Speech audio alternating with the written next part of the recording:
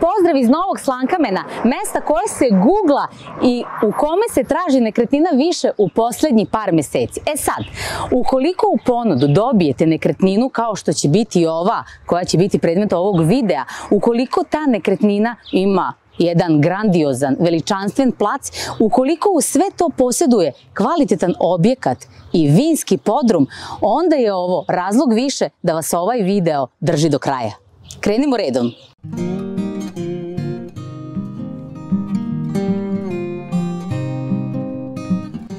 Ovde se radi o jednom tipičnom seoskom domaćinstvu.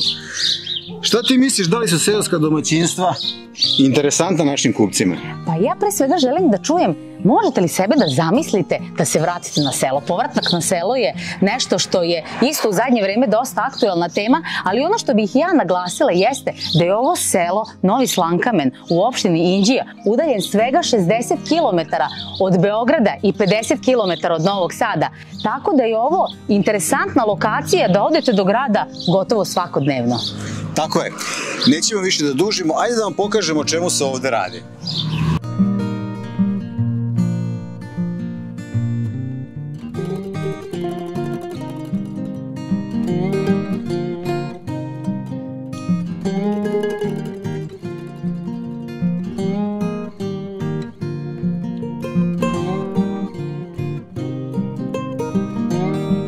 Rekla bih da je ovo jedan pravi seoski velik plac. Znači, ovde imate 36 ari placa koji je organizovan tako da u prednjem delu na glavnoj ulici na asfaltu izgrađena je kuća, objekat, glavni objekat, iza nje nalazi se ovaj lagum, vinski podrum, a u produžetku placa, sad će nam Vladimir nešto više reći o tome, iskorišćen je za sve ove ekonomske objekte i na kraju imamo prelep voćnjak. Jeste, svako seosko domaćinstvo mora da posjeduje određene pomoćne prostorije, šupe, kotlarnice, dodatne nastrešnice. Ono što je bitno kod ovoga placa, to ćete vidjeti kada odemo u donji deo, imate prelep voćnjak, plastenik, ali ono što je suština, sve je fenomenalno održavano. Sve je fenomenalno održavano, sve je zategnuto i spremno za novu energiju. Ujutru kada se dobro najedete, kad imate jedan pravi seoski doručak, domaća slaninica, domaći sir, domaća šunkica, onda lepo sedate u ovu mašinu i idete da radite. Nemojte se sekirati. Kad dođete na selo, naučit ćete da vozite traktor. Nije to ništa strašno i to je lepota života na selu i to je poenta života na selu. A zamislite vašu decu, unuke, kako bi oni oduševljene imali kada bi trčali ovde, kada bi se vozili traktorom, kada bi brali sve ove plodove što ovaj plac ovde ima.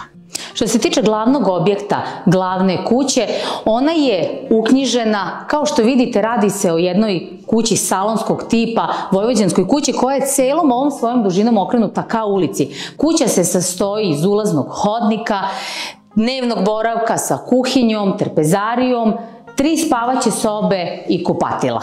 Mogu vam reći, danas je prava retkost da nađemo ovako jedan autentičan vinski podrum lagum, bilo da ga koristite za lične potrebe ili što da ne za neke komercijalne. U svakom slučaju mislim da je ovo vredno napomenuti kada je ova nekretnina u pitanju, jer zaista neka ideja koja meni sad trenutno ne pada na pamet može nekom budućem kupcu i tekako da bude interesantna.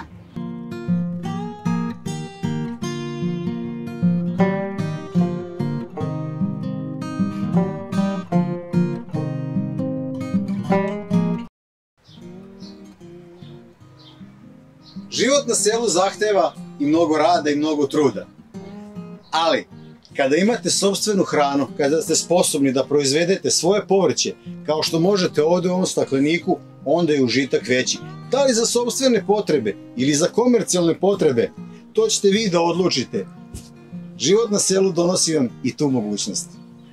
Kako bi to seoska kuća bila da nema kokošaka? Ukoliko vaša deca požele kajganu za doručak, vi ćete ih poslati ovde kod koki da sami sebi donesu jaja. koliko je samo ovaj plac prostran i velik. Pogledajte ovde oko mene, ovo je sve voćnjak šljiva. Ovde ima oko 160 stabala šljive, sorte Grosse Felicia i Čačanska lepotica. Da li ćete vi odlučiti da pečete rakiju ili eventualno da pravite džem, ili ćete ove šljive iskoristiti za sušenje? Na vama je da odlučite. Ovde su mogućnosti jako velike. U svakom slučaju, ovo je nepregledna lepota. Vlasnik ovoga imanja o svemu je vodio računa. Ovde je iskopao bunar. Ovaj bunar služi isključivo za zalevanje ovoga prelepog voćnjaka o kojem je Sanja pričala ili ovoga plastenika u kome se proizvodi povrće. Bunar za navodnjavanje, sopstvena voda, vodite računa o tome.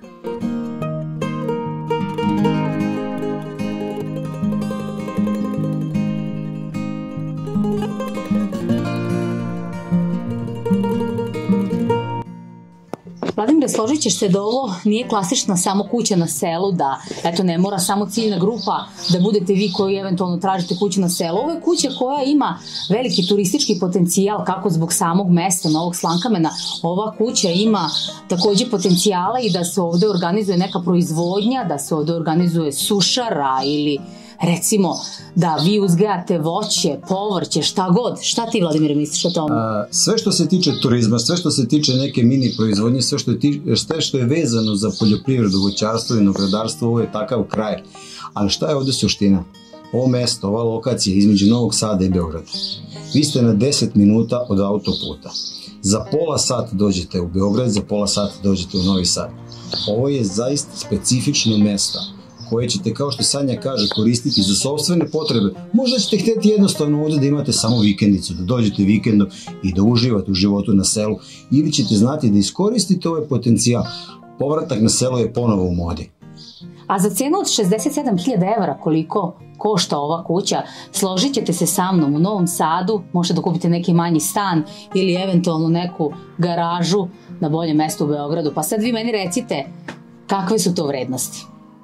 Ako vas je ovaj video zaintrigirao, ako se i vi vidite na jednom ovako zaista fenomenalnom mestu, mi smo puni utisaka, puni neke pozitivne energije ovde, kontaktirajte nas, posetite naš sajt, pogledajte fotografije, detaljan opis, mi ćemo vas rado odvesti u Novi Slankamen. Možda ste vi upravo novi domaćini ove porodične kuće. Veliki pozdrav iz Novog Slankamena. Vidimo se.